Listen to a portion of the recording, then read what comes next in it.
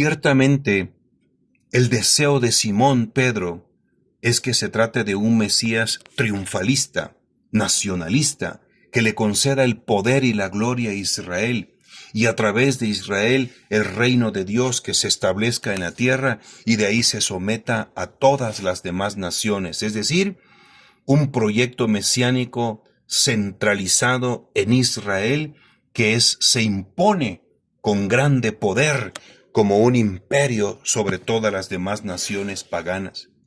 Nada de sufrimiento, nada de cruz, nada de muerte, solo victoria es el modelo mesiánico triunfalista terrenal que niega la temática de la cruz, que para la misión de Jesús la cruz es una pieza fundamental porque hay que morir para alcanzar la gloria, la victoria y la resurrección.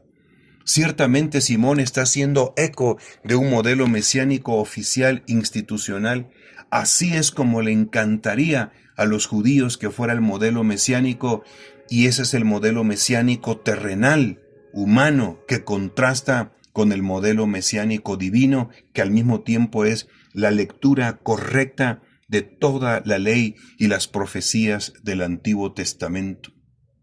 Negarse entonces a sí mismo no es otra cosa que romper con toda esta estructura, con esta sinagoga terrenal, con unos sumos sacerdotes que finalmente están siendo instrumentos del maligno para arrastrar a las ovejas a la perdición. Hasta que este contraste que está aquí queda evidenciado, por ejemplo, en los Hechos de los Apóstoles capítulo 4, versículo 15. Les llamaron y les mandaron que de ninguna manera hablasen o enseñasen en el nombre de Jesús.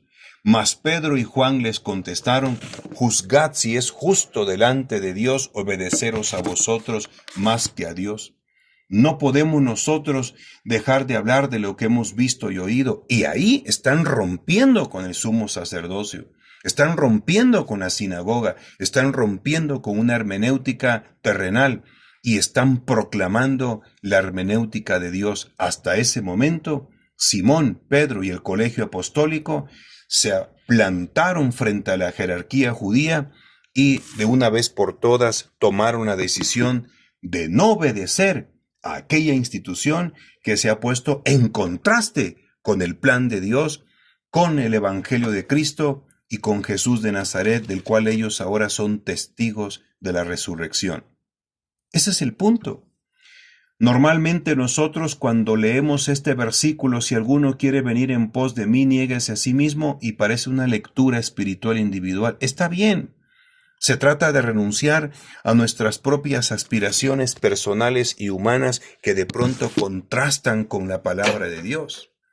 Y por eso Jesús habla en un sentido metafórico espiritual de la cruz, porque en ocasiones realmente se trata de crucificar nuestras pasiones, pero también tiene un sentido literal, porque en algunos casos los discípulos de Jesús tienen que experimentar el martirio y la muerte, pero en su mayoría sí tenemos que vivir la espiritualidad de la cruz y de la crucifixión.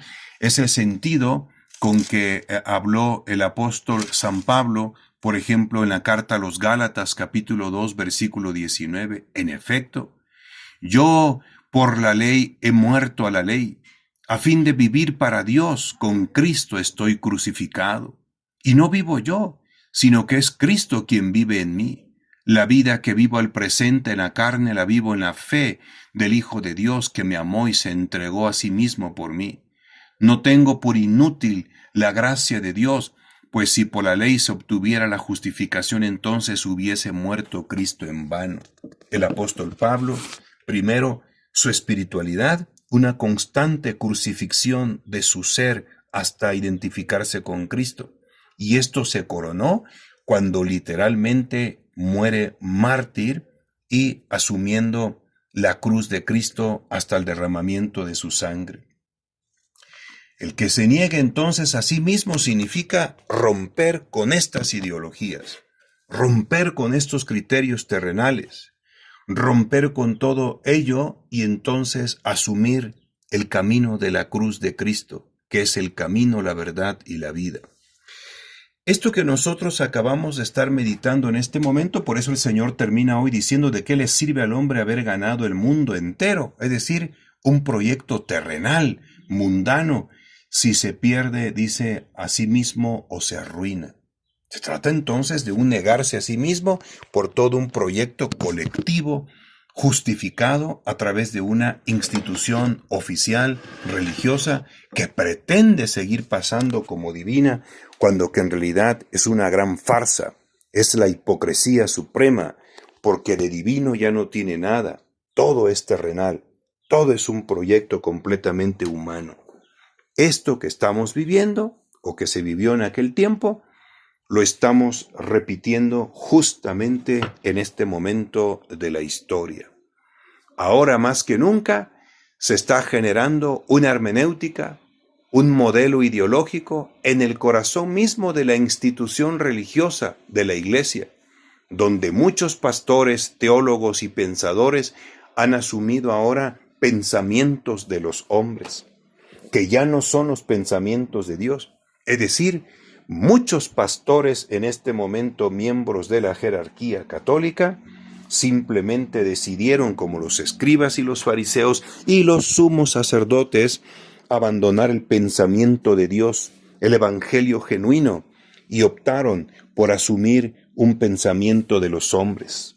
Gracias a Dios, ahí está el evangelio y el Espíritu Santo, que frente a ellos les grita: apártate de mi vista, Satanás, porque tus pensamientos son de los hombres y no de Dios.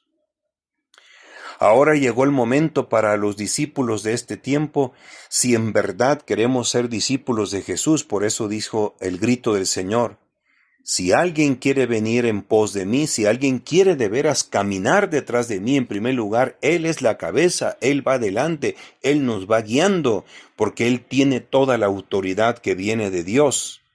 Si alguien quiere ser mi discípulo, niéguese a sí mismo, tome su cruz y sígame. Es decir, llegó el momento de rechazar, repudiar, combatir todos aquellos pensamientos que son de los hombres, que ahora parece ser que ellos cantan victoria porque el pensamiento de la criatura ha suplantado el pensamiento del Creador. El pensamiento de la verdad ha sido desterrado por el pensamiento de la mentira y la seducción de aquel que es el padre de la mentira. Lo peor es que se está haciendo a través de una gran institución que fue fundada por Cristo, porque al interno hay demasiada cizaña, hay muchos pensamientos de hombres y que ahora aparecen justificados por el mismo sello del poder central de la gran cristiandad y de la iglesia. Ahora se justifican muchas cosas que son pensamientos de los hombres.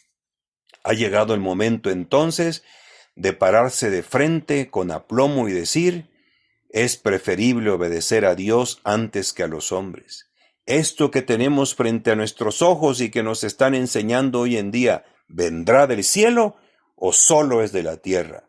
¿Viene del cielo, es evangelio puro o es simplemente pensamiento de los hombres? Niéguese a sí mismo, porque ¿de qué le sirve al ser humano conquistar el mundo entero si se pierde a sí mismo? Es decir, se queda en el plano de lo terrenal, se queda en el horizonte mundano y pierde la trascendencia que es la vida eterna y el encuentro con el misterio de Dios en el reino de Dios. Tome su cruz y sígame, porque ahora llegó el tiempo de ser diferentes.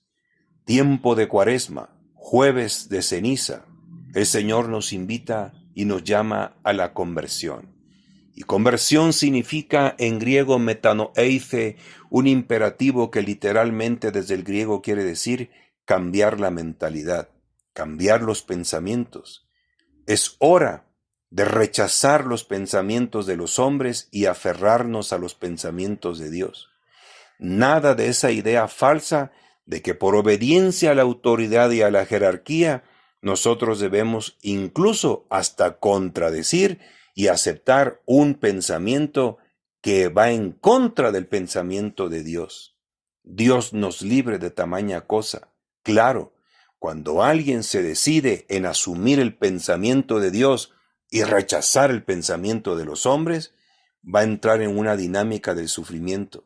Así como los sumos sacerdotes, el Sanedrín, la jerarquía, rechazó a Jesús, lo hizo sufrir, lo reprobó y lo llevó hasta la muerte, es la misma dinámica que ahora algunos sectores de la jerarquía de la Iglesia perseguirán, si es necesario, hasta la muerte a aquellos que decidan rechazar el pensamiento de los hombres y aferrarse con todas sus consecuencias al pensamiento de Dios.